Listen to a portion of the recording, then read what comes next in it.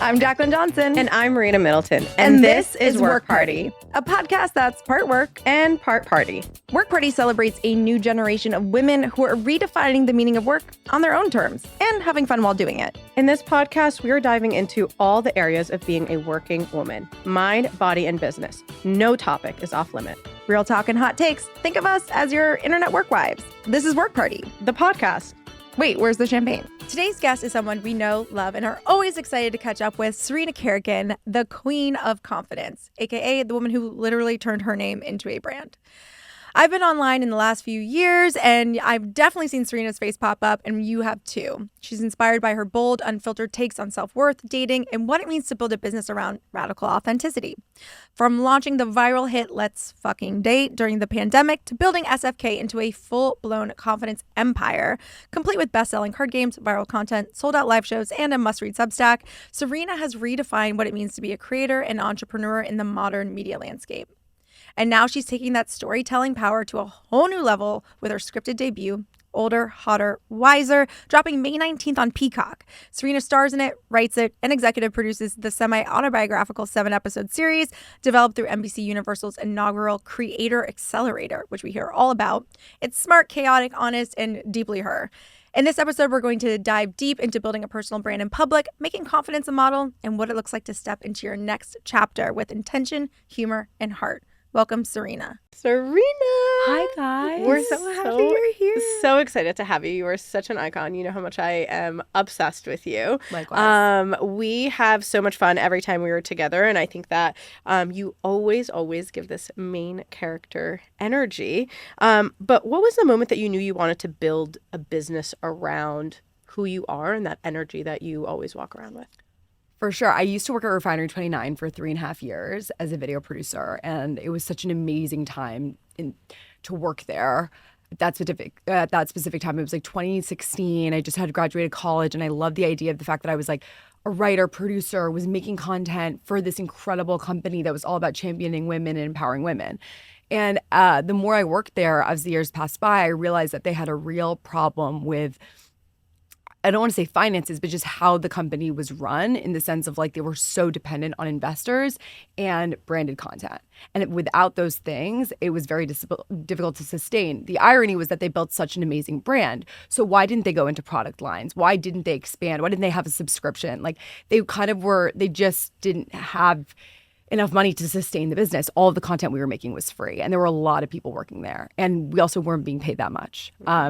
So I remember this like light bulb moment where I was creating my brand on the side, which is all about confidence, because I was insecure, still obviously have insecurities, but really figured out a way to like hype myself up and be that queen of confidence for myself. And I was like, what if I became like the Oprah of confidence, if I created products that would help people feel empowered? And that's really, and I remember seeing in a New York Times article about Mrs. Dow Jones, about how she took something very niche like finance and just blew it up into a brand. And I was like, I could do the same thing with confidence. So that's really how it started, which is creating something that I wanted for myself and that I wasn't really seeing in the market. Yeah, I think when I was first introduced to you on social, one of the things that stood out to me was honestly not even the content that you were creating, but how big you were thinking through the content. Always. You know, like you always had a bigger vision, and any of the partnerships you did, any of the video content that you did during COVID and having your own live series, it's just like you really treated yourself as a business from day one, from showing up, which I think is so empowering for women that are watching you. And it's not like, yeah, they'll walk away with great dating advice in the beginning, but then they're staying because they're like, oh, I can fucking do this too. For sure. And I remember when I quit my job, the head of the department called me and was like, oh, you're leaving, like, where are you going? And I was like, to build my fucking empire.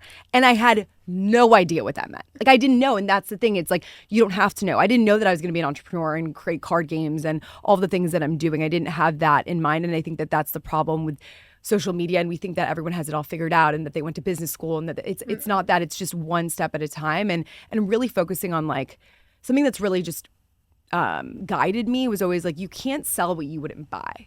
So, and it's like, you can't like you shouldn't create a video that you wouldn't yourself watch. And if you are the barometer for what is good.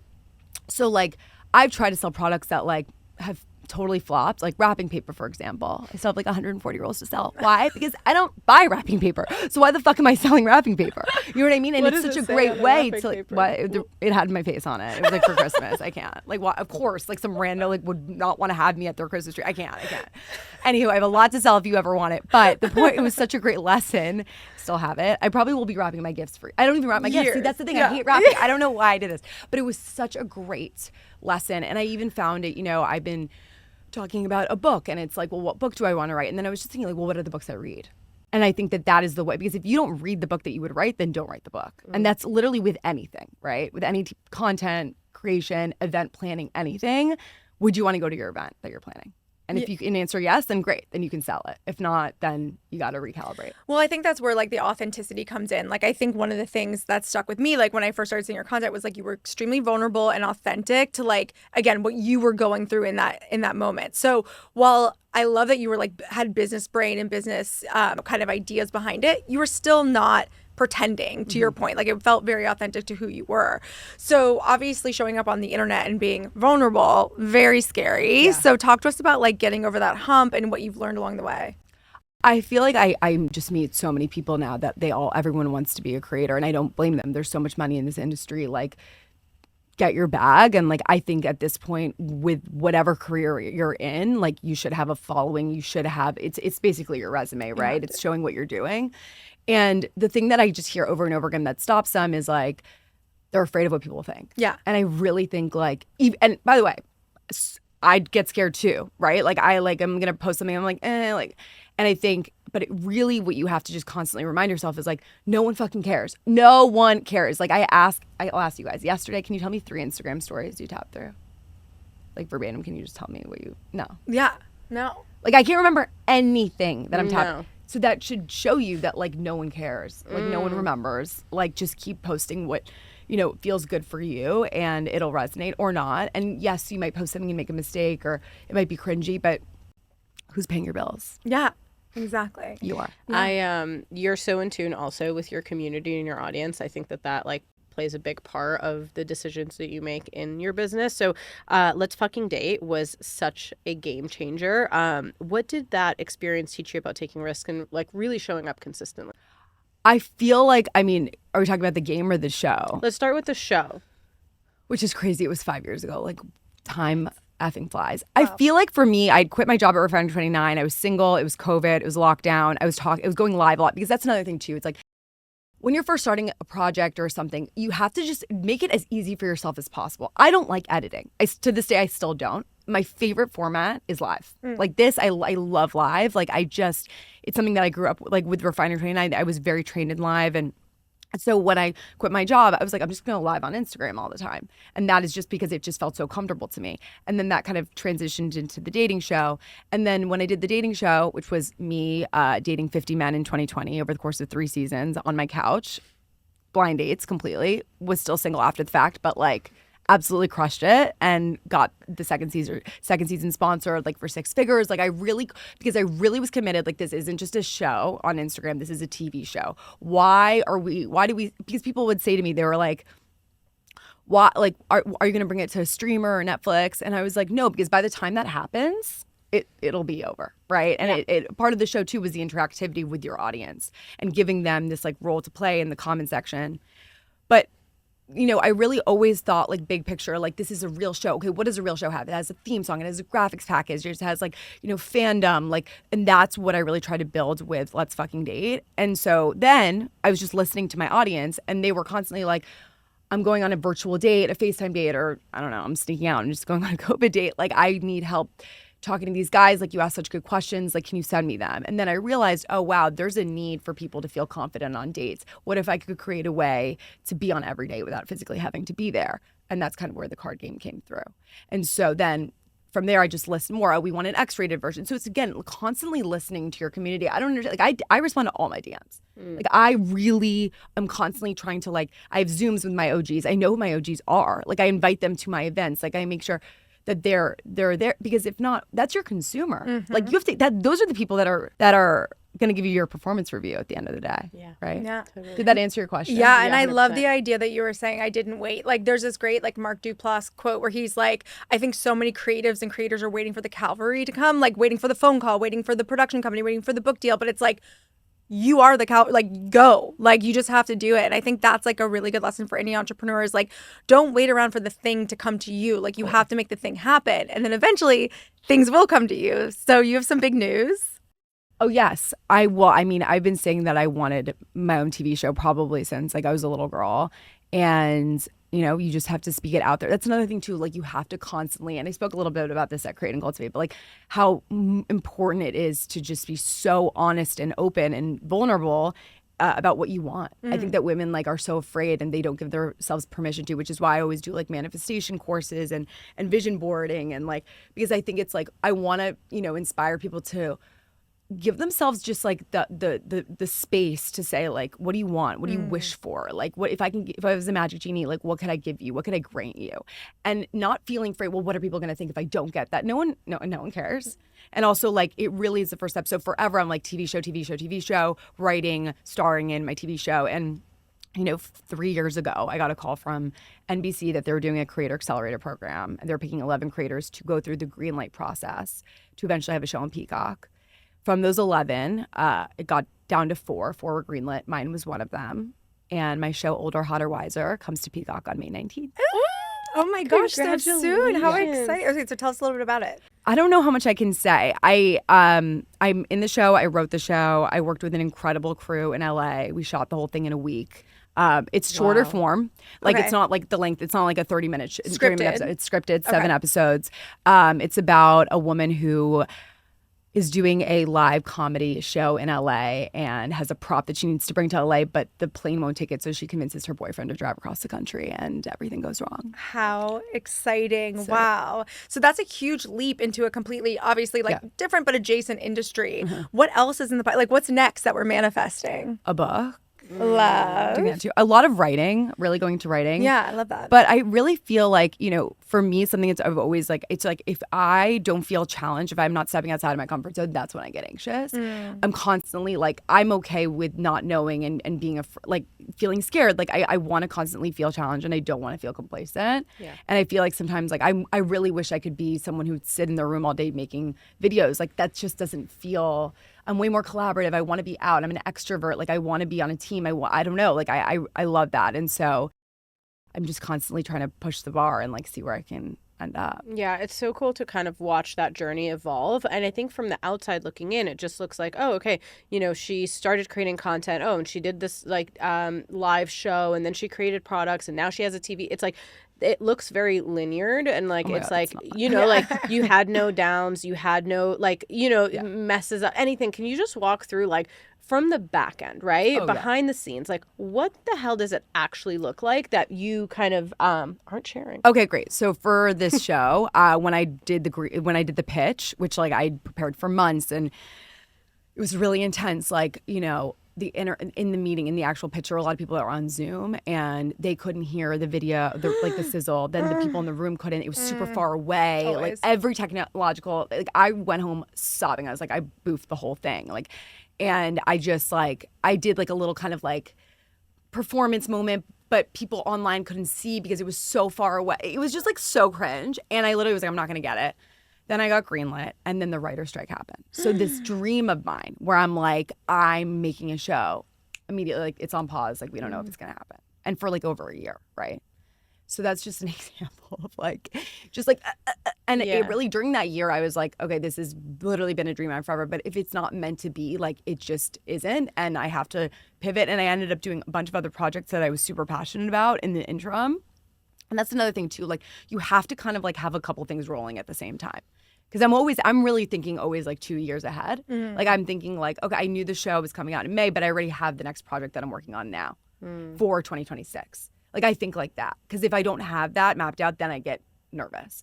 But anyway, yeah, like there were a lot of setbacks. Obviously, it's a show. I was given not like, you know, the typical like Hollywood crazy budget. It was definitely a lower budget. show, and so you had to be super fucking scrappy, ask for favors. Like, we shot the thing really quickly. Sometimes having those parameters actually makes you more creative. Yeah. And like, even coming from my background at Refine 29, like, I was sometimes given a $0 budget to make videos for their Snapchat channel, and like $0. Like, I was so scrappy. And I think that is taken me, through every part of my career, even with the card games, like just trying to think of like, okay, I don't have money to promote this game. So like, what are we going to do here? And how are we going to get really? And I think that sometimes having a smaller budget, although I'd love a bigger one, makes you so much more fucking creative. Yeah, I smart. think constraints definitely inspire Always. creativity, even though it feels painful at the time. Like, I think you're so much more creative. And I love that, like, you started creating video content, editing, creating, like, your kind of full circle moment where now it's your own show. And I love what you said earlier, like, looking at an industry like a Refiner 29 media companies, like those were like the golden years, like kind of around the time when like Refiner was the coolest, right? Sure. And it's like, their model didn't work. They were bloated with like VC money. Like, it was really hard to convert. And like, I remember being like, even with creating Cold Day, I was like, I want to be Refiner 29. Like, that's everyone did. the dream, right?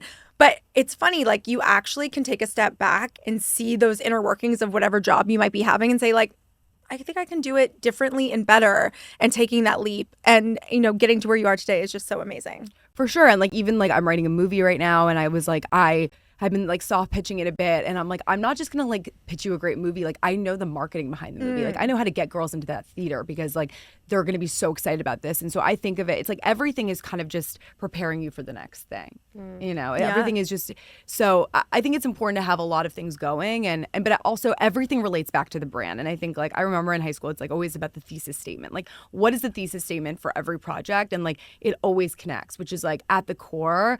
Everything I do, TV show, book, movie, anything, it's like, or card game, it's always about empowering women to just be the main fucking bad bitch that they are, and like to not give a fuck. Yeah, I love that. And I think that, you have so much going on. And again, you were saying you plan 2-3 years ahead, like, and you're on to the next. Like, when you have all of those opportunities, whether they're in your head or coming, in fruition, how do you know what you're saying yes to and what you're like, you know what, not right now. It's not the vibe. So, such a great question. So I've been trying to write a book like since probably 2021. And I had this proposal, and I just like, I even hired someone to help me write it, then fired them because I was like, I mean, I'm a writer. So like, but I thought like maybe I needed help. And then I hired someone else and fired them. And then I realized like, it wasn't the writer. It wasn't me. It was the topic. It wasn't working. I was writing a memoir at 30 years old. Like, I'm not ready. And so like, that was it. Like, when I'm like, if it doesn't excite me, like literally just like, you have to listen to, and that's the beautiful thing about being a woman, just the intuition and that feeling of like, does this feel like a fuck yes? And it just didn't. And then one day I was like, okay, I'm just abandoning this project and thinking about what are the books that I like to read. And then it clicked for me. And I don't want to say too much, but it clicked for me.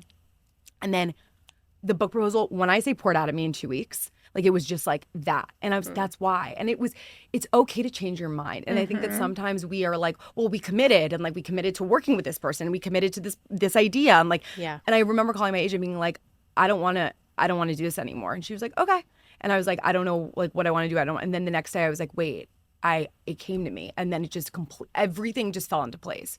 And so I think it's really about like not forcing something because you already committed to it. It's okay to be like, because at the end of the day, like, you can't sell a book or anything. You can't sell something that you don't believe in. So it's better to just like bow out, I'm obsessed with that. And I think a lot of, especially women, they are nervous to evolve, or there's so much shame in changing your mind. Fully. And it's like, you get to do that. You get to decide, hey, this isn't for me right now. I don't want to do this. This isn't going to work, even if you've put the time and effort in it. So I love, like, permission granted, evolve, pivot. Also, expensive mistakes. I mean, I hired 2 different writers because I didn't have faith in myself that and by the way, there's nothing wrong with obviously hiring help or a ghostwriter or whatever, but I think that I was thinking it was like I couldn't do it, and it was just the idea that was on. But those were expensive mistakes to make. Yeah. But I was like, better this than to like continue on with something that I'm not fully believing in. You know what I mean? And now I'm writing, this project myself.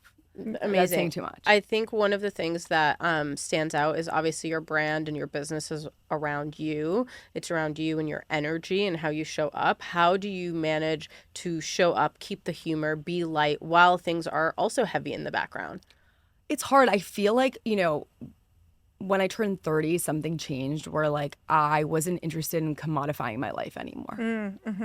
Like I would go, like I was like date, boyfriend, like everything. Like I literally, and that's also why like Let's Fucking Date was so successful in the pandemic, because I was raw, it was live, like I was crying, like you saw me, like. And as I got older, like I became, maybe it's the millennial in me, but like I became more private. Like I don't need to share everything. I don't want to vlog my life. Like I want to my social media to actually be like the work that I'm doing. And that's tricky because winning on social media means access and like showing every part of you. But I also like really like love my boyfriend and our relationship, and I think it's sacred, and I don't want to like share everything, right? And then so it's this kind of like tug of war of like, sharing vulnerability is how you get people to relate to you and they feel seen and they like they care.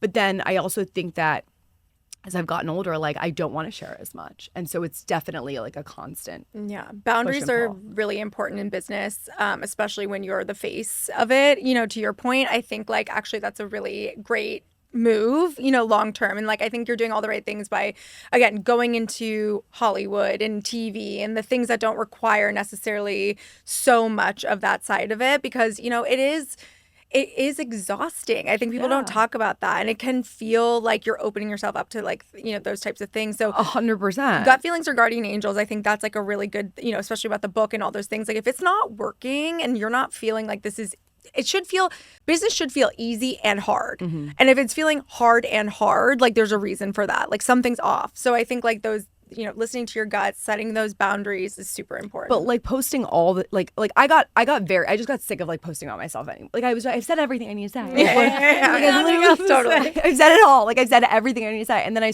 created an account for my dog. And I got this like rush of, it's Poncho the Diva.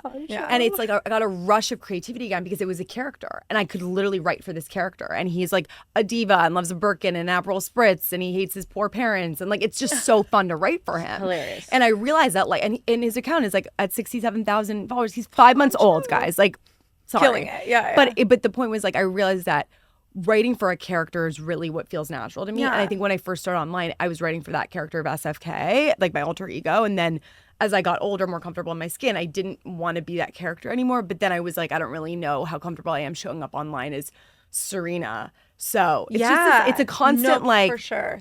But anyway, I like writing for a character. I love writing for my dog. And like that's been really a source of my inspiration. Momager life. Literally Momager. It's the cutest account. I texted her. I was like, just so you know, I don't follow any dog accounts. Yeah, you don't. Like, if Winnie had one, I would follow. Okay. But I just want to make sure. I literally don't follow. And I was like, this is hilarious. And also, Poncho is the cutest little thing. And so I think the storyline around that, I mean, you're so creative and so talented. So it's really cool to see it come to life. Right. And, you know, but sometimes I'm like, I appreciate that. But sometimes I'm like, oh my God, like, you know, I make the majority of my money through brand deals, and those brand deals are predicated on engagement, and the engagement comes from me being open and vulnerable. So it's really like a constant. But then I'm like, if I'm making all these videos, then I can't work on the things that actually fuel me, which aren't instant gratification. Like I'm doing projects that like, I mean, this Peacock thing has been in the works for 3 years. And I haven't been able to really talk about it because they wanted to, you know, it was whatever. So I feel like it's constant push and pull there. But it's an evolution, I think, of yourself, of the brand, of like what you want. I think it's actually like you could easily do the thing where you're putting your entire life on display all the time. But it's like the personal and professional, you have to, it doesn't feel good. So you have to have the balance. But tell everyone where they can follow you. Obviously Peacock, we want to hear all the things. Yeah, Serena Kerrigan on like everything, TikTok, Instagram, Facebook, if people use that. My show, Older, Hotter, Wiser, comes out on Peacock on May 19th. And I'm really excited for you guys to see it. Older, Hotter, Wiser, it's like, so iconic. give me a tattoo. I love Literally. it. Congratulations. Like you are such an icon. Yeah. I love how everything goes back to empowering women, and you're crushing it, and we're so excited to root you on. Team Serena always. So much. Yay. Thanks for listening to this episode of Work Party. If you like what you heard, follow, leave a review, rate the pod, or slide into our DMs. Check out the different ways you can create and cultivate on our website, createcultivate.com. From retreats and masterminds to our summits and festival. We have different experiences to support you through your entrepreneurial journey from launch to legacy.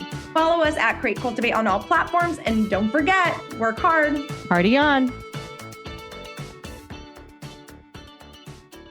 Please note that this episode may contain paid endorsements and advertisements for products and services. Individuals on the show may have a direct or indirect financial interest in products or services referred to in this episode.